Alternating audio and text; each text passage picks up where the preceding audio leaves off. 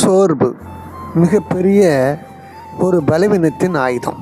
இந்த சோர்வு மனிதனுக்குள்ளே வருகிற பொழுது அவருடைய வாழ்க்கையிலே நிம்மதி, சந்தோஷம், சமாதானம் எல்லாவற்றையும் இழந்து விடுகிறான். ஒருவேளை நீங்கள் ஏதோ ஒரு காரியத்தை நினைத்து சோர்ந்து போய், கலங்கி போய், திகைத்து போய் அப்படியே அமர்ந்து விட்டீர்களோ, சோர்ந்து போகாதிருங்கள். உங்களுக்கு கர்த்தர் பெரிய ஆசீர்வாதத்தை வைத்திருக்கிறார்.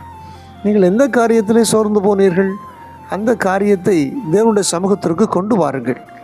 அவருடைய பாதத்திலே கொண்டு வந்து எல்லாவற்றையும் இறக்கி வைத்துவிட்டு நீங்கள் சந்தோஷமாக செல்லுங்கள். எலியா என்கிற தேவ மனிதன் சோர்ந்து போய் மிகுந்த மன உளைச்சலிலே படுத்திருந்த பொழுது அங்கே ஆண்டவராகிய கர்த்தர் ஒரு பெரிய மாற்றத்தை கொடுத்தது போல நீங்கள் சோர்ந்து போகிற காரியம் உங்கள் வாழ்க்கையிலே வெற்றியாய் மாறப்போக